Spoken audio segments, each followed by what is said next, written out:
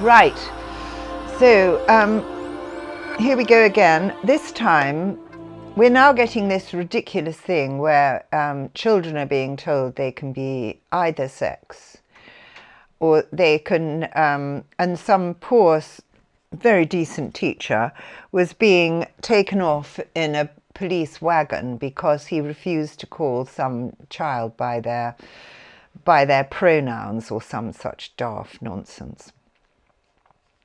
They're probably coming for me next. Anyway, lots of people have come forward. There was a very nice girl on, she was a comedian, she was on GB News, and she said, as a child, she was on her bike up a tree, real tomboy. And if somebody had suggested to her when she was at school that she really ought to be a boy and put pressure on her, she might very well have gone along with it. But she said now she's grown up and all the sex hormones have started working, she's very keen on men. She very much likes putting on a party dress and high heels, but then also she's quite reasonable around the DIY side, and she might like to go hiking with somebody. She's got all sides to her personality. And I think we just need to allow our children to grow up and be the very complex, different people they are. Anyway, for those men who genuinely want a sex change, I hope that the following explanation will help them. I've written several paragraphs and several chapters, but I think this is the final one we're left with. So sex change. So this is really what happens to a man. And so many of these men are heterosexual and have had families, and wives who often remain with them because they love them. James Morris was one. James Morris was a very good, I'm not sure if he hasn't just recently died, but anyway, he was a very good travel writer. And the first time I came across him was when he decided to relive some trip that he'd done many years before. Anyway, he married very happily and had 4 children. And when the children were grown up, he decided to go for the sex change. Personally, I don't really think that his wife has opted to remain with him and has supported him in his choices. And I think he's a very clever, very splendid man. I'm not sure how successful he is as a woman. But maybe he would be interested to read this. And actually, I think he has died, actually, come to think of it. Anyway, on we go. So, sex change. This phenomenon is the direct result of the ignorance and cruelty of people of the past, and it may come as a surprise, but the reason behind a man wishing to have himself castrated and then live as a woman is because he has at some time in the past been castrated in childhood to preserve a boyish treble voice that may or may not have been worth saving in the first place. This was practice of turning a man into a castrato, which was an abhorrent idea which has caused untold suffering to a vast number of men who underwent this process principally during the 17th, 18th century, and not only harmed the physical development of these boys, but more long-lasting and far more devastating for them, their emotional development as a man. It is made to seem even more of a tragedy when one considers that the quite normal men sing these roles today without ever having to undergo any sort of change to their physical bodies, and do nothing more than train their voices. Quite how it would affect the psyche and development of the female sex if mankind had taken it into his head to somehow remove the sexual organs of a large number of little girls before they reached puberty is hard to say, as fortunately this has not occurred. However, with the current transgender ideas being put into the minds of today's children, there will undoubtedly be girls who have been given puberty blockers and perhaps pushed into having their breasts removed, who may have to face future lives when they are very confused and unhappy. The sex hormones produced in the testicles of a man or the ovaries of a woman stimulate the development of the sexual organs and also the development of the secondary sexual characteristics like beard growth, muscle development, and the deepening of the voice. And in women, the sex hormones govern the swelling of the hips that produce womanly curves and, of course, breast development. But most important of all, the sex hormones given to our mental development as we grow from childhood to adulthood. And I think we can all say that we've mostly been prats during puberty. It's quite painful. Almost all countries and cultures have practiced the castration of certain men for different reasons at some time in their history. We are all familiar with the practice of castrating men to work as eunuchs in harems of the Eastern potentates of the past, and some of these men rose to wield great power and influence in their sphere. When the last Chinese emperor was deposed, he left the Winter Palace and was followed by a procession of eunuchs, all carrying little boxes that contained their shriveled testicles, so that when they died they could be buried complete. Some men have been castrated as a punishment, or after they have lost a battle, their testicles pushed into their mouths after death as a final indignity and humiliation. Some have practiced it upon themselves in some of the more austere monasteries in the East, so as to concentrate their minds on God and stop their minds turning to carnal thoughts. No one can know what psychological effects such practices can have on those men if they are lucky enough to be living today, but all those experiences leave a scar on the soul, maybe not affecting their self-identity as a man, as they had mostly grown into adulthood before castration. But the men of today who have an overwhelming desire to change their sex have been made castrato before puberty during the 17th and 18th centuries and before. It was estimated that when the vogue for this practice was at the height in the West, as many as 400,000 boys underwent this operation, although this is hard to verify, as such procedures have always been done in secret, and no one has kept a record of these poor boys. Doubtless they have all lived several other lives since those times, but in societies less liberal than today, and they have had to hide their secret unhappiness. Apparently it was mostly done by the pork butchers in Bologna. The castration of these little boys generally took place when they were aged between 6 and 8 years of age.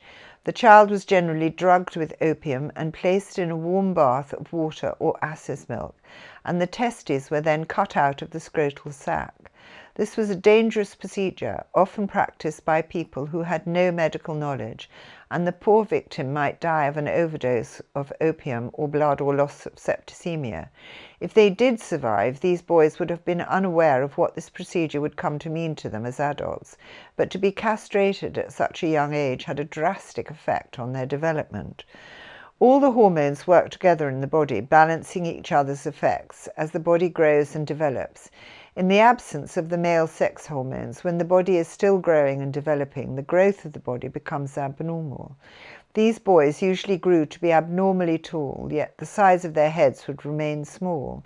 They often put on fat around the trunk and develop breasts, and of course they remain beardless, although a certain amount of pubic hair would form, and their voices would remain high and boyish. Some would grow abnormally tall, with a large overbite and pronounced Adam's apple, and other would have very short legs on an abnormally large and overly fat trunk. All these abnormal features would mark them out as being different from other men and combine them to appear as freaks. But most important of all was the fact that, deprived of the influence of the sex hormones on the body, and even more importantly the mind during puberty, these boys failed to develop emotionally as men. We all experience mood swings and exhibit difficult behavior during puberty as we evolve from the mind and body of a child into that of an adult. A man who suffered this fate would come back in his next life as a normal-looking man with normal sexual function and hormone levels, but the damage to his psyche by having been deprived of his sex hormones at a critical time in his development in his previous life, and then having to live as a freak for the rest of that life, is likely to leave him with very confused emotions concerning his sexuality, and very often the awful feelings of inexplicable depression that such a life would have conferred on him. Although many of them marry and have families in subsequent lives, as they are almost always heterosexual, and homosexuality is mostly confirmed on a man as a punishment. During the vogue for this terrible practice, many became lay brothers or took holy orders in the church. Some went into prostitution. There were women who were curious enough to try them out, knowing that an unwanted pregnancy would not be the result, and others resorted to the homosexual sex side of the trade. They were left no place in society, and very few had beautiful singing voices. I think there were 6 of them. I can only remember there was Farinelli, Senesino, and Cavalieri, who achieved fame and commanded the large audience and payment that went with them. But the public is fickle, and they tired of the romantic lead in their operas being played by a castrato, and began to prefer a more manly hero to play the parts. I've known that I must write this book for some years, but all this knowledge does not just come to you suddenly, neither can you read it in a book. So the source of my knowledge has brought different people into my life and sent me into different fields to gain it. So until I saw the French-Italian film Farinelli, I was completely in ignorance of the fact that such people had ever existed. Giuseppe Farinelli, who lived between 1705 and 1782, was considered the most technically brilliant amongst the castrati, and became the most famous of these unfortunate men. I loved the film and actually bought the video, although it is a romanticized portrayal of Farinelli's life. In reality, it was his older brother who was a mediocre composer and who had his much younger, more beautiful and talented younger brother castrated, in the belief that if his brother kept his wonderful soprano voice, he would have a permanent vehicle for his work. This was in fact what happened until Farinelli discovered that it was his own brother who was responsible for his castration.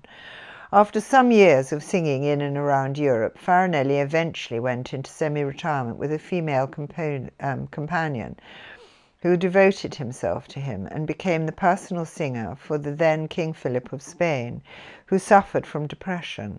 He apparently worked tirelessly to make Italian opera popular in Spain and had to sing most of the night for the king, who kept very strange hours.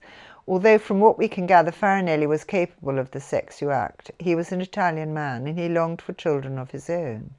The story in the film that he did a deal with his brother, that he would father a child with his companion, was possibly true, but his brother had none of Farinelli's looks and personality and was a pale shadow of him in every way. Consequently, the son who was born to Farinelli was the son of his brother. He eventually returned to his hometown of Bologna in Italy and died alone. Then after seeing this film, another production came along, also dealing with another aspect of this practice. The Lyric Theatre in Hammersmith dramatized one of the French writer Balzac's short stories. The story was a fictional account of a beautiful heiress who attends a glamorous society party at which a famous castrato singer is to perform, only to disappear and never to perform again after that evening. She becomes besotted with this man and spends years trying to meet him. She turns down many marriage proposals from suitable men and persists in her obsession. Eventually, she tracks him down through an intermediary, and he agrees to meet her in a disused theatre. The Lyric Auditorium was transformed to represent such a place, with dust sheets over many of the seats and a huge chandelier resting disused across some of the central seating area. The heiress had come to meet a grand man, an artist in his field. Instead, she meets a bitter, unhappy and tortured soul who is full of rage at his fate. After his last performance, at which she had been present, the unkind remarks that were made habitually in his hearing, referring to his castrated physique, made him feel finally that he could no longer live in the public eye, and so he had retired into obscurity. Obviously, Balzac had been given some sort of insight into how such a man must feel, and this in turn made me think more deeply about such men. Again, after this, I saw a book advertised in my book club magazine entitled Castrato. This book was written by an opera fan and covered every aspect of this topic. And there was a brief fad for this kind of voice, and the various composers, Handel among them, who composed for them. Also the tragedy that occurred to so many young men who perhaps did not even have beautiful voices as children, and yet whose poverty-stricken parents had them castrated in the hopes that they would grow up to emulate Farinelli and bring fame and fortune to their families. Unfortunately, these poor young men rarely had beautiful voices as adults any more than they had as boys. So left as freakish young men, most went into the church, seeing holy orders as their only course in life, having been deprived of a normal sexuality and family life. Quite how many poor men in total have been subjected to this terrible practice is unknown, but judging by how a common sex change now appears in our society, there must have been many more than the estimated 400,000. I've stated that most of these boys were made castrato in the 17th and 18th century, but there was a famous castrato choir in the Cathedral of St. Sophia in Constantinople from the 5th to the 11th century. But when the First Crusade sacked the city, they disappeared. Nobody advertised themselves as an expert in castrating small boys, so it was largely done in secret. It's believed that the pork butchers I've told you all that already. The pork butchers in Bologna were popular for this procedure, but we will never know the exact number of unfortunate boys who suffered this fate. There is a very scratching recording of the last castrato, a man called Alessandro Moreschi. Born in 1858, he sang for 30 years in the papal choir at the Sistine Chapel. Moreschi died in 1917, but a scratchy recording of his voice still exists. I thought he sounded like a woman, and certainly not exceptional enough to make such an operation worthwhile. And in the light of this knowledge, no voice could be beautiful enough to warrant such a wicked act against a small boy, an act that robbed him of his right to a normal life and a family, and as it now appears, robs him of his peace of mind in future lifetimes. Like most of us today, before I was given all this information, I just felt that anyone who decided to live his or her life as a homosexual or perhaps to have a sex change was just part of life's rich pattern. I have to admit that I was never entirely comfortable with it, but after all, what business was it of mine?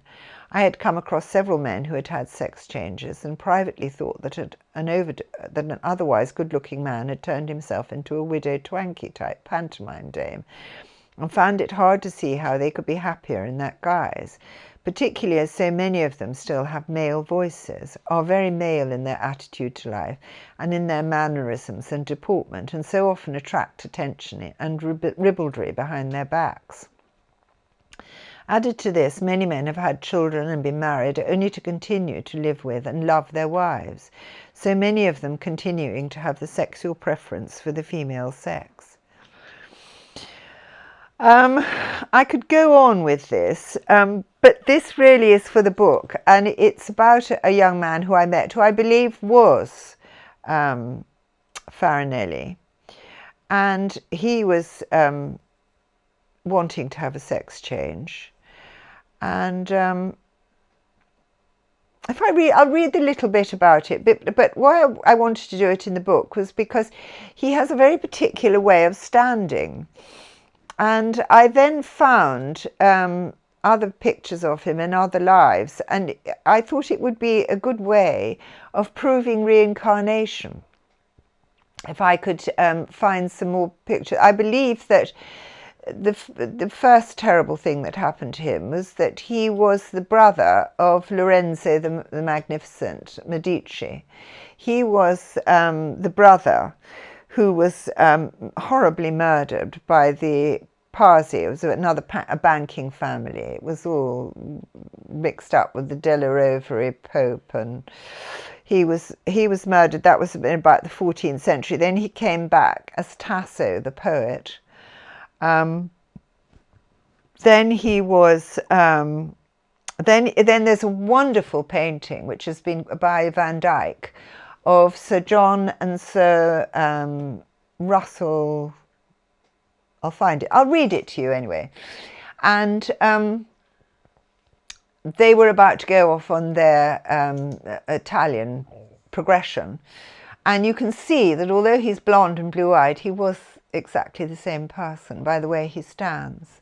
They were both horribly killed in the Civil War. And the thing that did him the most harm was then having a life in Italy and being castrated, so as Farinelli. So if I can find some really good pictures, and if I can get this book published, it will show people how we always wear our bodies in the same way. We don't always look exactly the same. And it's a help to show people how reincarnation is. So I'll go on to read you this little bit about this man. Then a young man who was endeavouring to live as a woman in preparation for a sex change came to see me for back treatment. I'd noticed him before, as he was difficult to miss. Very good looking, very tall and slim, with very Mediterranean colouring, but with very effeminate mannerisms and beautiful nails. He walked in and straight away announced that he was preparing himself for sex change and that he wanted breasts. He was so frank that I found myself being equally frank, and asked him why he wanted to turn himself into Widow Twankey. He told me that he had never felt right about his life. He had a brother, and like his brother had gone to an all-male school, indulged in all the male pastimes and sports that he was expected to partake in. He'd become increasingly unhappy in his life. He'd even completed a degree in psychology in the hopes that he could come to terms with his state of mind, but nothing had helped, and he had finally settled on a sex change operation as being his only way forward. My next patient cancelled, and as I found him a very engaging person, I gave him a little extra time, during which I not only became aware that he found me attractive in the normal male to female way, but that he also possessed a great deal of personal sex appeal as a man, and that extra something that gives people star quality. This extra aura that some people possess is a strange thing. They're not always the best looking or the cleverest, but they have a power to fascinate others. I was rightly or wrongly, as I never met her personally, not a great fan of Princess Diana's, but she had this star quality that I am trying to describe. The public need to have such people to admire, as they lift people out of the ordinariness of life. Sadly, so few of today's film stars or so-called celebrities have this star quality or anything approaching it. My patient left after arranging another appointment for later in the week. As he walked away, I could hear a voice telling me that he had once been the famous castrato Farinelli. I was asked to buy him the book that I had read about the castrato, and to my surprise it was not only still in print, but my local Waterstones had one copy left in stock. I duly bought it and took it home with me. I was not due to see my patient till the following Friday, but was asked to take it with me on Wednesday morning.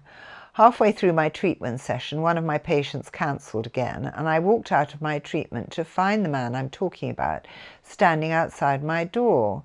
To his surprise, I told him I had a present for him and gave him the book I'd bought. He sat on my treatment couch while I explained why I had given it to him. I said that I did not wish to appear to be trying to interfere in his life, but he might be interested to read the book. But if it did not mean anything to him, then I was wrong about him and he should discard it and think no more about it. But that it just might be the answer to his mental dilemma. I also told him about the film Farinelli and suggested that he might get it from the video shop and see if it also rang any bells. He listened to what I had to say, and I could tell I was preaching to the converted, and then kissing me on the cheek, left to keep his appointment with the doctor. Friday came, and he'd not only read the book, he'd seen the film. He walked in, gave me a huge hug, and said that things were starting to make sense to him at last.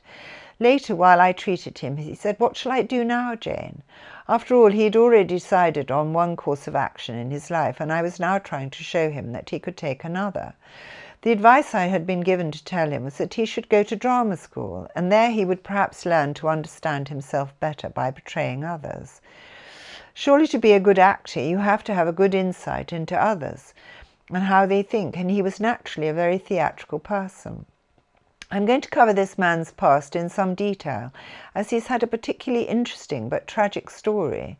his life as a famous castrato being the final blow. Remember I said, later on, you will see that purposely our message has not been given to us.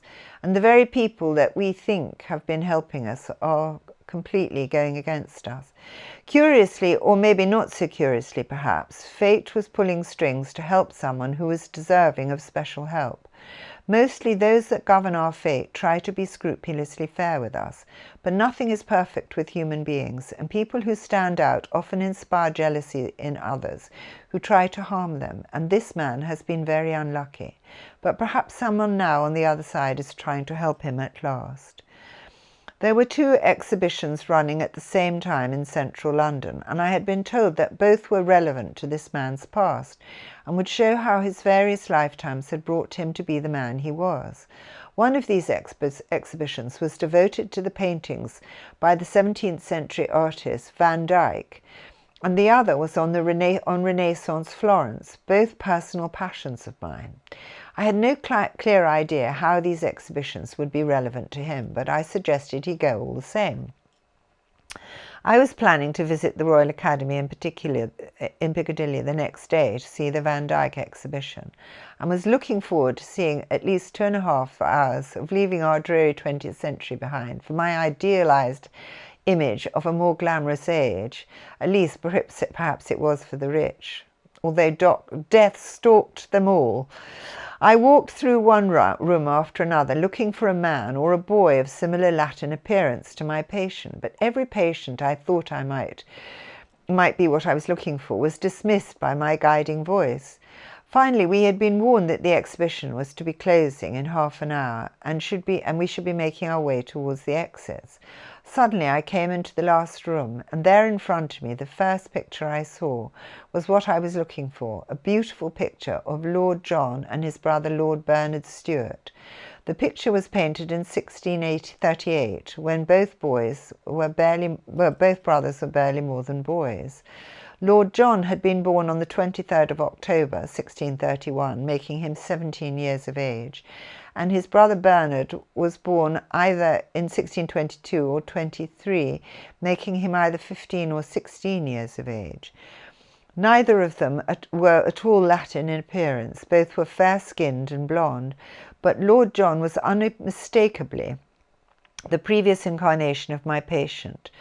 At the time the picture was painted, they had just received a royal license and were about to set off on a 3-year trip abroad, mostly around Italy. The brothers were 6th and 7th brothers of the James Stuart, the 4th Duke of Lennox, later also to become the 1st Duke of Richmond in 1641. The family these boys belonged to were very highly placed in society of the time. They were all to play a part in supporting the royalist cause in the coming civil war. Their older brother, the Duke, acceded to his title at the age of 12, and King James I himself was appointed as his guardian. On April the 18th, 1633, on his coming of age, Charles I awarded him the Order of the Garter. Not only was the Duke Charles I's cousin and one of his closest relatives, but he was also one of the most loyal supporters, lending him in excess of £96,000 both before and after the Civil War, even though he knew that eventually the king would have to capitulate to Parliament. He was also one of the King's Commissioners for Peace in 1647, and he was subsequently one of 5 peers who offered themselves for punishment, in this case execution, in place of the king. I believe that Charles I is now Nigel Havers, and actually if you look at the pictures of Nigel Havers and Charles I, you can see that it's very possible. He's much taller now than Charles I, but that has probably and he was very brave over what happened. It was a terrible situation. So in the light of their family connections and loyalty to the crown, the 2 brothers returned to England to immediately become embroiled and later to die in the Civil War. Lord Bernard applied to join Prince Rupert's troop, popularly called the Show Troop, as they were so extravagantly turned out. With them he fought at the Battle of Edge Hill on the 23rd of October in 1642, leaving a sobering account of the confusion and blunderings caused by Englishmen unused to war and fighting each other in the lanes and hedgerows of Edge Hill. Lord John was fatally wounded at the Battle of Alresford on the 29th of March 1644, and Lord Bernard was later killed while the king watched his cavalry routed at the Battle of Rowton Heath on the 24th of September 1644, during the siege of Chester. In all, 3 of the brothers in this family gave their lives for their king and country. Strangely enough, some 100 years later, Gainsborough saw the same portrait of the 2 brothers in the collection of the 4th Earl of Darnley and painted an exact copy of it. Gainsborough had a lifelong passion for Van Dyck's work and was reputed to have said on his deathbed, "We are all going to heaven and Van Dyck is one of the company." Perhaps there is another story there, but I have no information on this. However, to return to the picture, I believe also that the forces that brought about the the Civil War and the French Revolution and the Russian Revolution are still bringing about trouble in our planet, and they are bringing about all this problem now. However, to return to the picture and its relevance to my patient, it is not always easy to prove reincarnation, as we do not always look the same from lifetime to lifetime. We apparently have as many as 8 faces, and all of these are a variation on a theme, depending on what features and colouring we have inherited from our different parents. But the one thing that never changes is the way we wear our bodies and the way we move in them. My patient had a very distinctive stance, very erect and slightly, anyway, you can see it. And it could be seen at a glance that not only did the representation of Lord John have the same facial features as my patient, but also the very distinctive posture. Another interesting little nugget of information that I gleaned about Lord John and Lord Bernard's older brother, the Duke, was that he was quite an actor and performed in several court masques designed for Charles I by Inigo Jones between 1635 and 1640. Curiously, many people who have had royal lives often go on the stage in subsequent less favoured ones, perhaps because all public life requires a certain amount of acting, and if I'm right, Lord John also followed this pattern. Quite what sort of injuries the brothers suffered during the Civil War is not recorded in any of the sources that I've used to gather my information about them, but any mortal wound must weaken the body and spirit in the next life, leading to inexplicable pains and possible illnesses of all sorts, and sometimes making the personality of such people appear less powerful and more nervous in disposition, and often very easily moved to outbursts of anger or panic generated by the nameless fears in their subconscious, and can turn a formerly good-looking and manly man into a rather weedy specimen.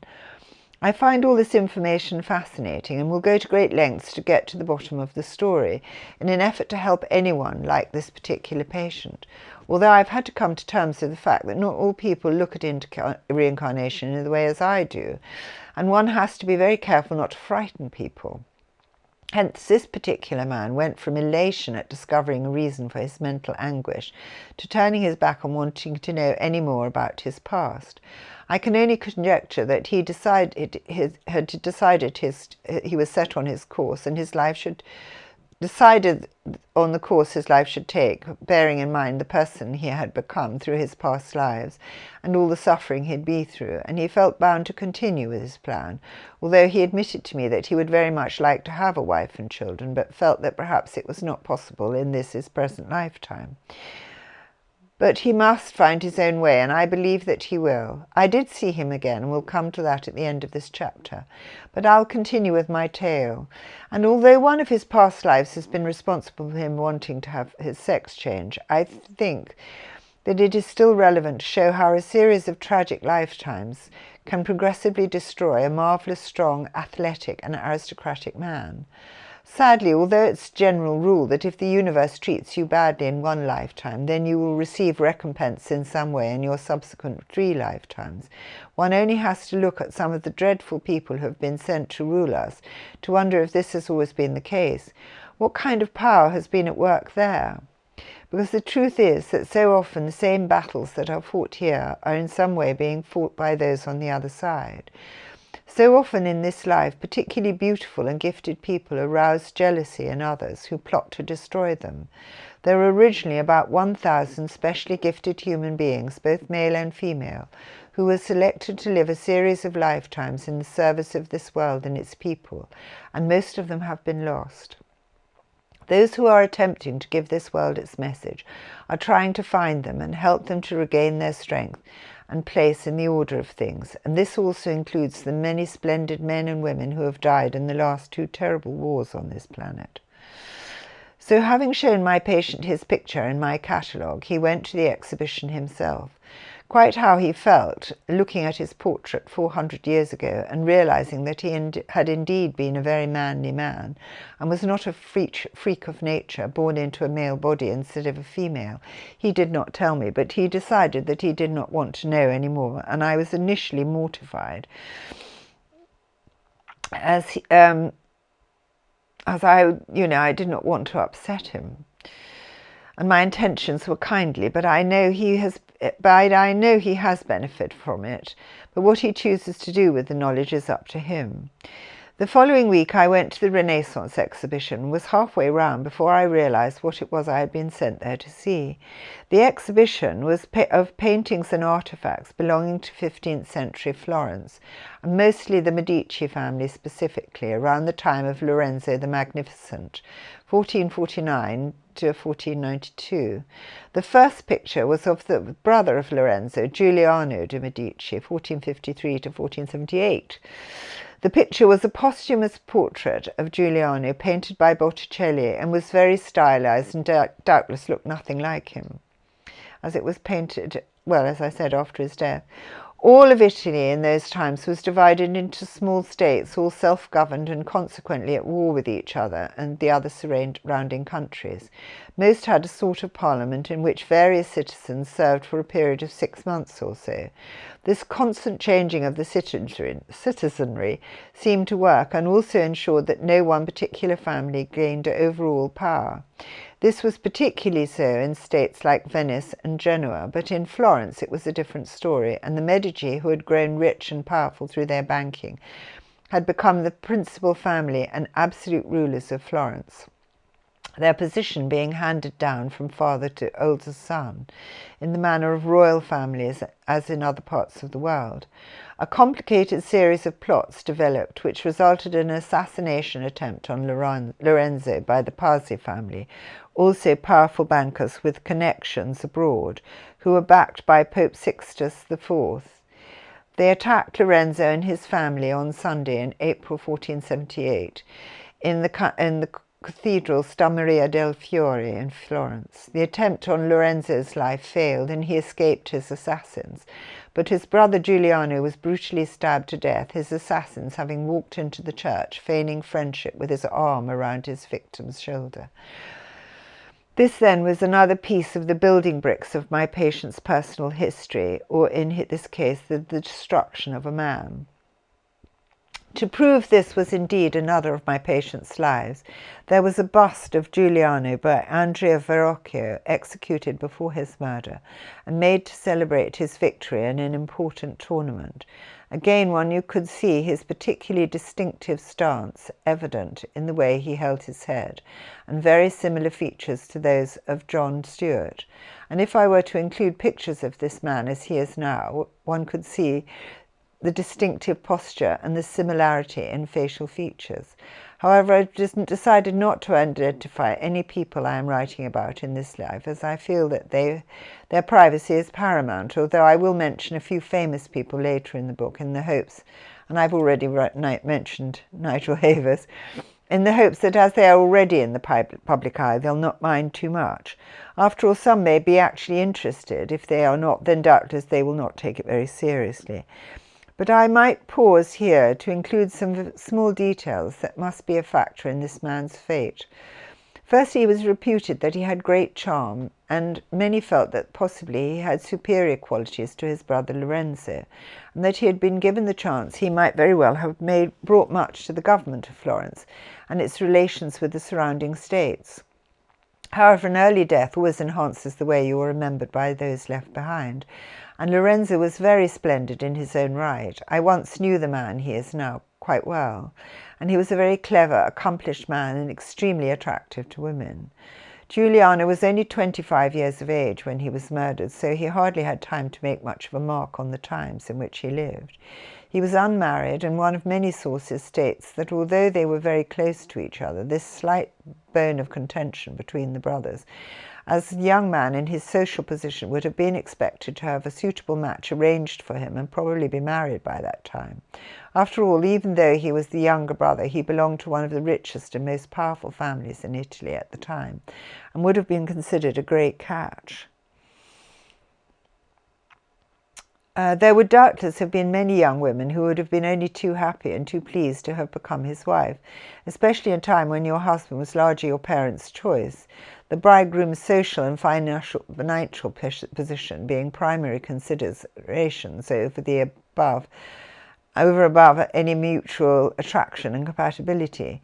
He did leave an illegitimate son who was a baby at the time of his death. This child, who was named Giulio after his father, was entered for the church while still a child and eventually became Pope Clement VII, who lived between 1478 and 1534. If he had any legitimate children, who in turn went on to have children and pass on his father Giuliano's genealogy, history does not relate. So here was a splendid Renaissance prince, good-looking, a scholar, a poet, and an athlete, and a man with great charm and ability, who might have brought a lot to the rule of Florence if he had only been given the chance. But instead, fate left him untried in the service of his country, unmarried and horribly murdered at 25. There was another famous lifetime in this man's past that I was not to be told about until some time later. One reads about horrific historical events of the past, and none of us consider the dramatic effect this could have on one's human being's psyche in subsequent life or lives. These things leave a scar on the soul. Many centuries have been told by our various religious advisors that any dear departed friend or relative, no matter how horrible their death, were now in a better place with God and his angels. This has been a comfort to us, but the reality can be very different. We are all on a learning curve which requires us to be born again and again, becoming cleverer and more complicated as we gain more brain patterns in each lifetime, and hopefully learn from each life experience. But any damage to one's physical body will also damage your entity or electrical body and leave an imprint on your soul. So it is that when the very complex entity of that person is put into the tiny body or embryo forming in its mother's womb at around 12 to 14 weeks, so as to begin another life, it brings with it the impressions of that former life in that person's psyche, and possibly some of the physical damage also.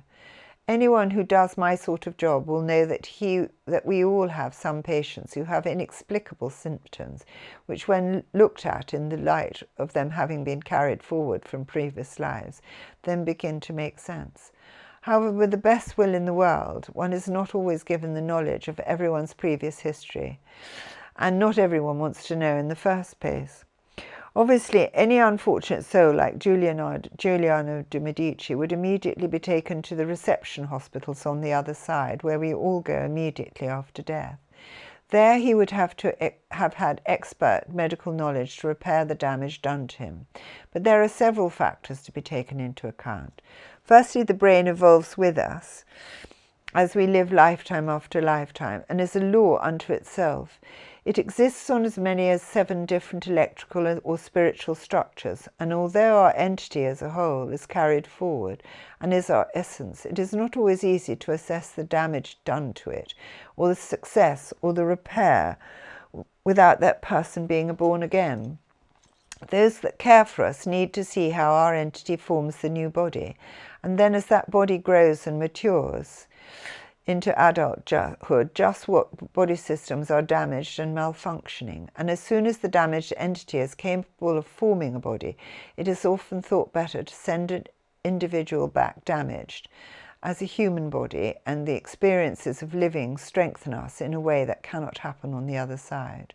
Also, we all have a certain destiny worked out for us. This does not mean that everything we do is preordained, but who we are born to and whether we marry or not, and to whom, is generally, if we are lucky, worked out for us.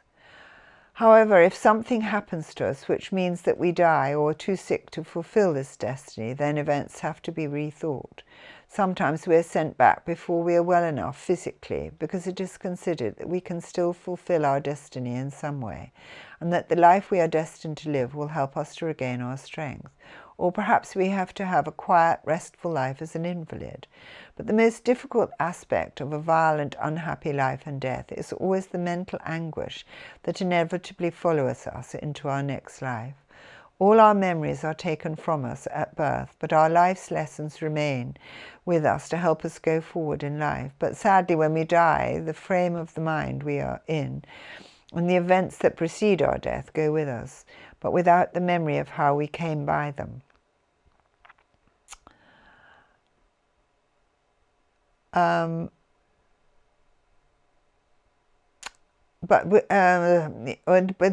So I'll start that again. But sadly, when we die, the frame of mind we are in, the events that precede our death, go with us, but without the memory of how we came by them. They become explicable phobias, nameless fears, bouts of depression, and many other feelings that disrupt our lives. Some so severe that they lead to what is interpreted by today's experts as serious mental illness. And sadly, these may haunt us for lifetime after lifetime until events in new lives help us to come to terms with them. I mean, I might just point out here that my poor father had inherited the family heart condition, and one time was particularly ill and died literally upstairs on the landing. I heard this terrible crash, went rushing up to find him, was holding his head, and then suddenly he stopped breathing. And I started to do mouth to mouth and pump his chest and do all that kind of thing. And then it was like sort of wind blew through him. And he suddenly opened his eyes. And the last thing he had been doing was going to the loo before the lottery. And he opened his eyes and he said, "Quick, Jane, the lottery's on." Because his brain had stopped at that point and then restarted. So it's a very extraordinary thing, how we work. But anyway, so I'll go on with this man's story. So I was not surprised to find that this man's next life, after his life as Giuliano de' Medici, was that of the Renaissance poet Torquato Tasso, who lived between 1544 and 1595. Despite his terrible murder as Giuliano de' Medici, he appears to have returned to life with no physical damage, but his mental state was definitely affected by what happened to him and continued to deteriorate as he got older. Torquato Tasso was born in 1544 from a long line of noble families who had branches all over Europe, notably the Taxis family. He's inspired many people in the years after his death, most misinterpreting the events of his life to see him as a victimized genius. Byron visited the cell dungeon in which he was supposed to have been imprisoned by his patron, Duke Alfonso d'Este, for 7 years, and wrote the Lament of Tasso in 1811. In truth, Tasso's behaviour at this stage in his life had become so troublesome that the Duke kept him confined to his very comfortable apartments, where he was allowed to receive guests and write letters and work freely, the Duke actually showing a great deal of care for his welfare, while the dungeon that Byron and other tourists saw was a place that Tasso had probably never set foot in. This period of confinement was the longest period that Tasso spent in any one place. His father, also a poet who achieved some acclaim, was a somewhat feckless character. And although he sought and held various posts in various noble houses around Italy, he never stayed in any of them for very long or managed to accrue much in the way of wealth for his work. Tasso was the youngest of his children. and he generally took the child with him on his wanderings, leaving his wife and the other children at home. Tasso's mother died when he was only 13, but he had a lifelong admiration for his father and was obviously very close to him. Doubtless Tasso's father wished him to make more of his life than he had done, and at 16 Tasso entered the University of Padua to study law. But at 19 he had his first work published, and it was the verse romance Rinaldo. He then went on to join the Academy of the Ethereals and continued to write. The Academy took him away from the law, but he found new friends among them, Scipio Gonzaga, who later became an important cardinal and a lifelong friend. Having given up on the law, he went to Bologna to study and soon was noticed for his good looks and invited to join the household of the Cardinal d'Este, in whose retinue he travelled. He was 21 and a success. He had many loves in different places. He visited, writing numerous verses about passion and lyrical despair, all inspired by the love of the moment. Then in the Cardinal d'Este's retinue, he went on a visit to France, to the court of King Charles IX. During this diplomatic visit, Tasso made a tactless remark concerning the toleration of Protestants at the French court and found his presence no longer required in the cardinal's retinue. Despite losing the cardinal's patronage, Tasso returned to Ferrara, the home of the d'Estes, and continued to have success with his work. But as so often happens with people who have suffered a terrible experience in previous life, feelings of depression and nameless fears start to emerge around the mid-teens and early 20s. And this was what happened to Tasso. Around this time, his mental instability started to take hold. He had a period of illness which lasted a year when he first joined the retinue of the cardinal, but I can't find out what sort of illness this was. Was it some sort of nervous breakdown? Around this time, Tasso started to become constantly absorbed with the fear of assassination and felt that all the honours, praise and affection he received for his work was superficial and false, as was the life that he and everyone around him at the court of Ferrara were living. The more compliments and approbation he received, the more he imagined that he had enemies who were working against him to deny him the recognition he deserved. Worried that his work, Jerusalem, was not in keeping with all the edicts of the Church, he submitted it to the Vatican for approval.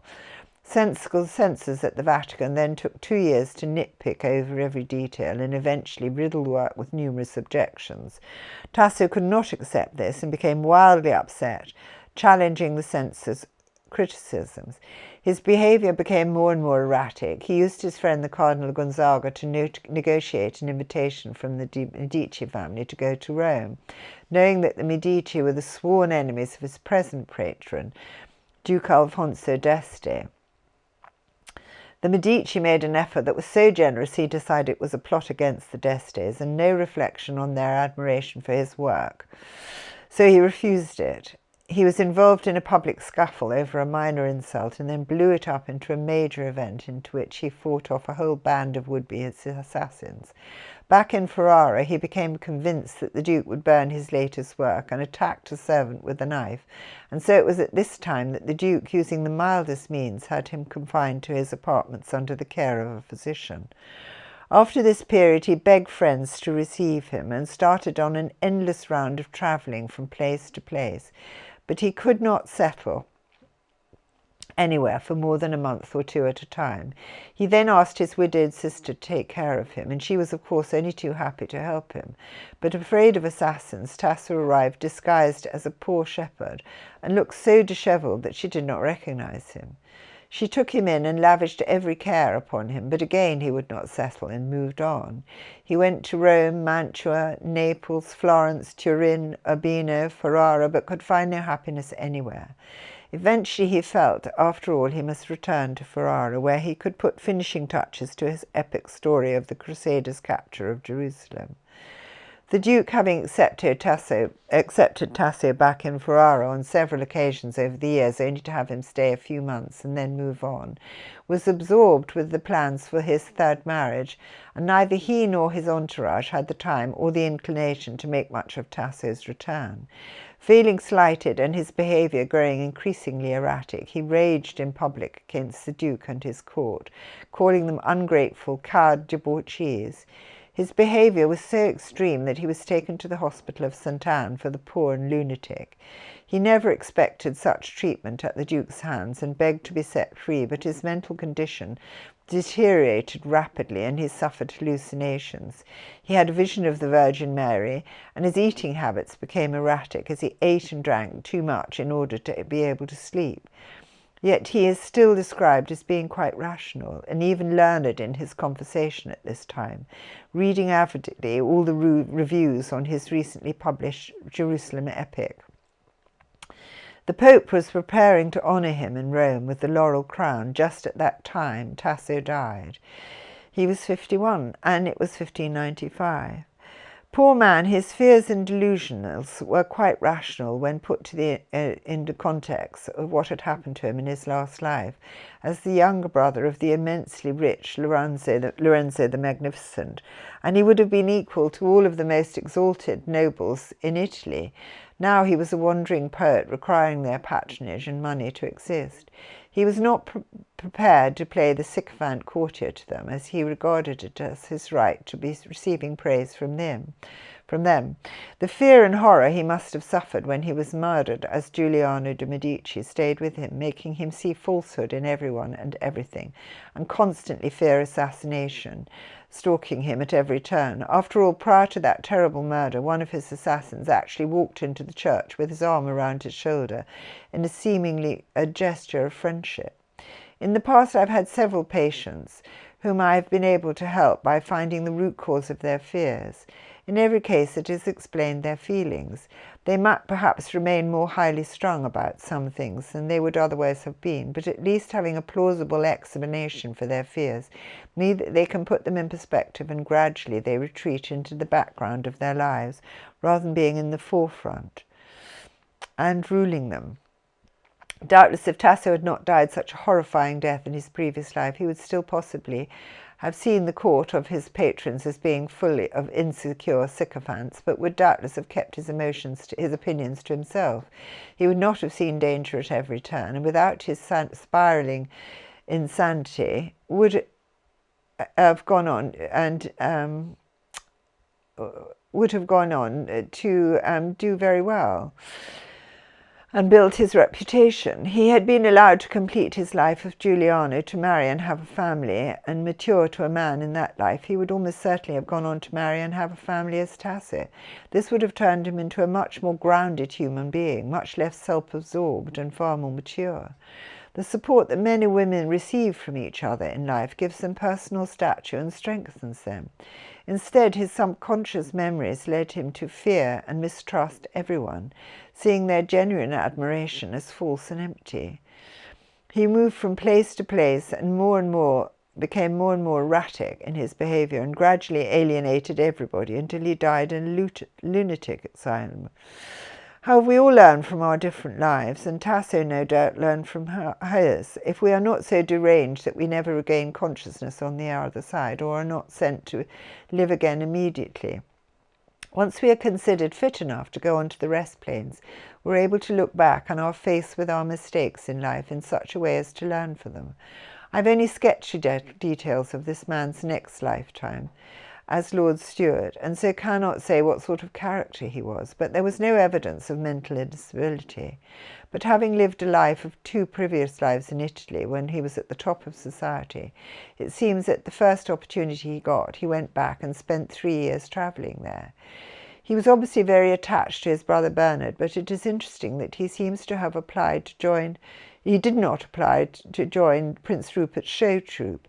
Doubtless if he had done so, he would almost certainly have been invited to join them. After all, he was rich and good-looking and extremely well-connected, being a cousin of the king himself, and having an older brother who, despite being convinced early on in the war that the king would inevitably have to capitulate to Parliament, was prepared to loan him vast sums of money and even offered to lay down his own life to save him.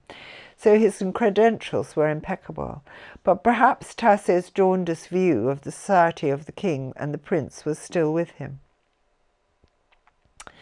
Lord John was killed in 1644, and just what his mortal wounds were I have not been able to find out, but they could not have done him any good.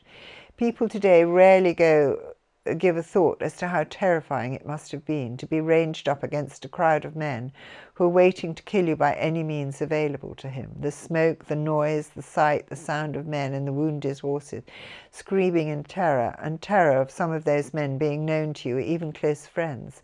Such events must have been a terrible thing for anyone to experience. Men who die in the thick of such a battle are always left more nervous in disposition.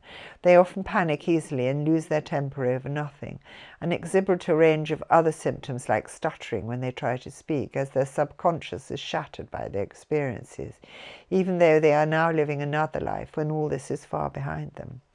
Lord John was mortally wounded, and so must have suffered a period of time after the battle in God knows what sort of surroundings, while others tried to tend his wounds and save his life in the makeshift conditions and chaos that must have existed after the battle.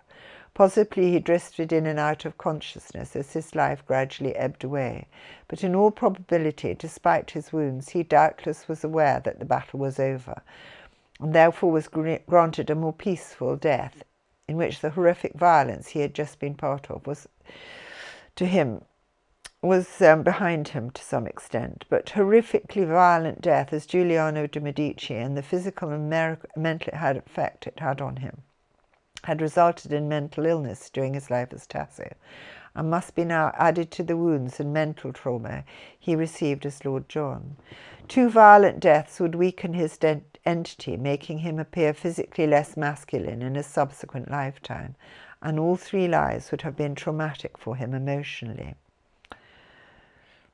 So, poor man, having died horribly in the senseless civil war, he was returned to life in 1705, 60 years later, despite having fathered only one son, who later went to the church. He must have had other lives and families in Italy, which enabled him to be born as Giuseppe Farinelli, and to be the most famous castrato that ever lived.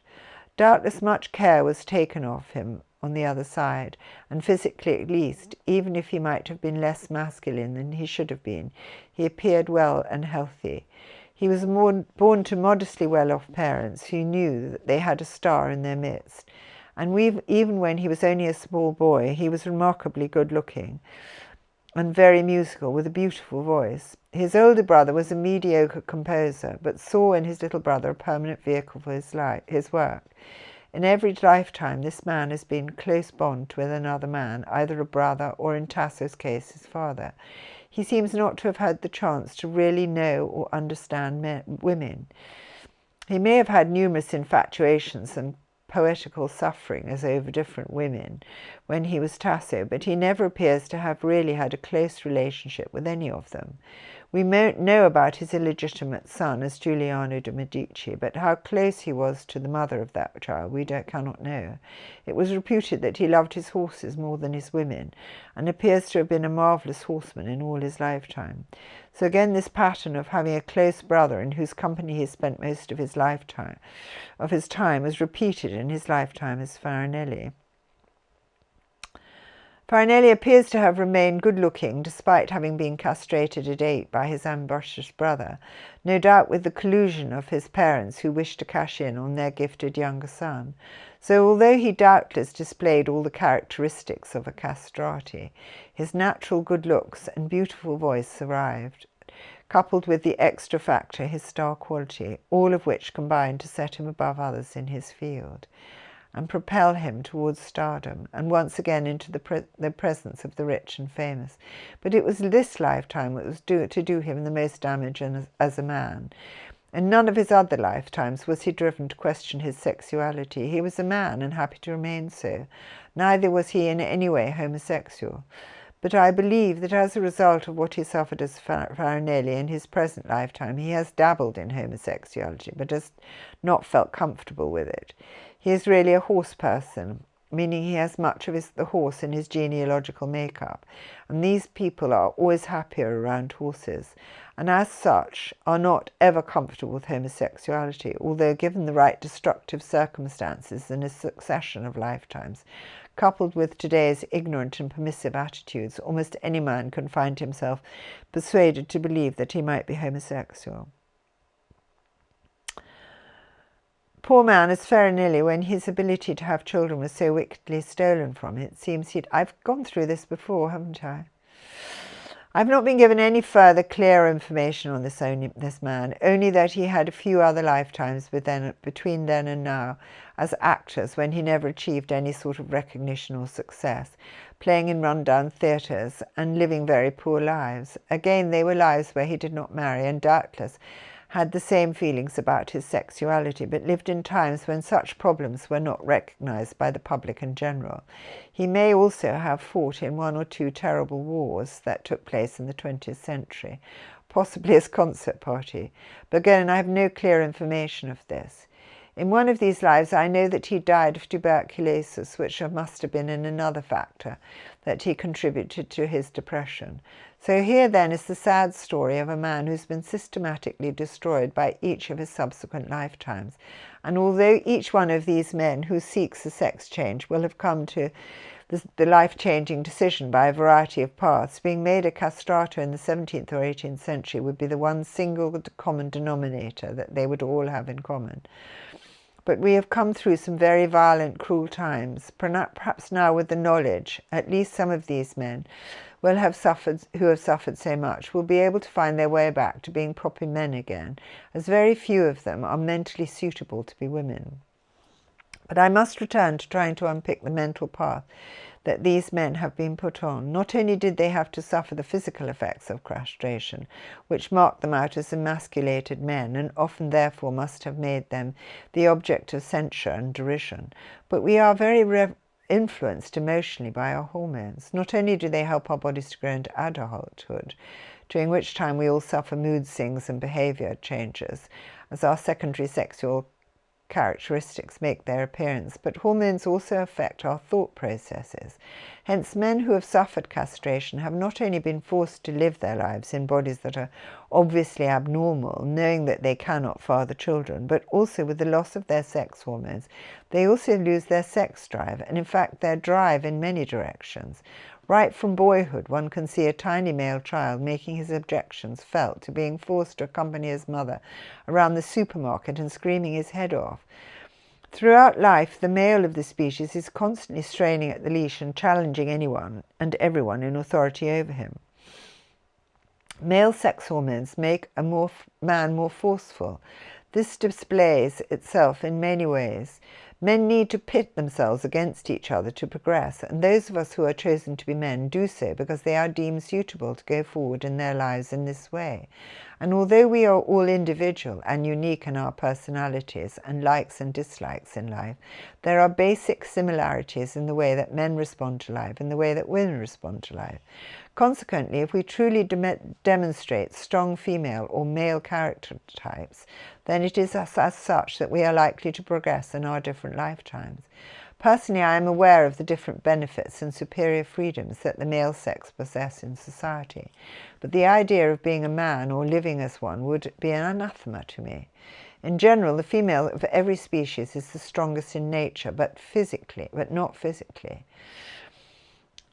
In every natural environment, it is the male who does the fighting of battles, the chasing of females, and so as to be able to mate, but it is the female who mostly manipulates the situation to her advantage. And it is no different with human beings. Women should have children because it is they who have the strength and emotion to bring them up if their mate deserts them.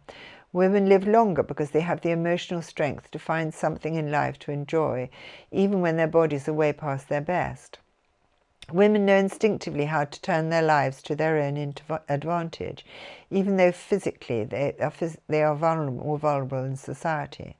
An entity who has been chosen to progress as a man is given physical strength and the emotions to do so. Having the sex change operation does not give a man the emotional strength to survive as a real woman. Neither will he progress properly as one. And it's sad, it's a sad fact that there are a lot of men who opt for the sex change and then decide to commit suicide, which is, I will go on to talk about in other dictations. Endocrinology, or the study of hormones and their effects on the human body and its psyche, is quite advanced.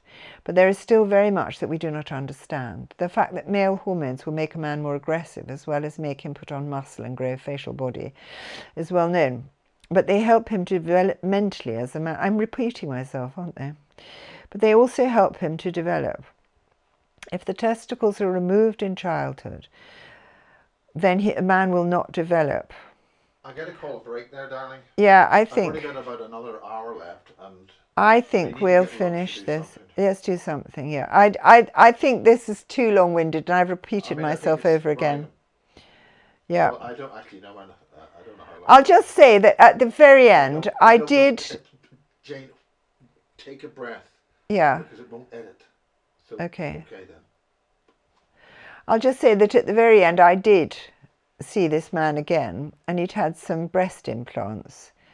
But he decided not to go ahead with his sex change, but had chosen to have the breast implants, which to my mind looked terrible and I thought diminished him somewhat. I remarked on them, and he grabbed them in a very masculine way, demonstrating that he was still finding them somewhat alien to his charms. I also thought privately that he would in the end find them a barrier to finding work as an actor or actress, as their addition did not make him look more feminine. Still, he must do what he thinks is best for him and find his own way forward, and I feel sure that he was sent to me in the first place, and that someone somewhere is trying to help him, and others like him. I hope very much this chapter will give some comfort to him. Right, that's finished.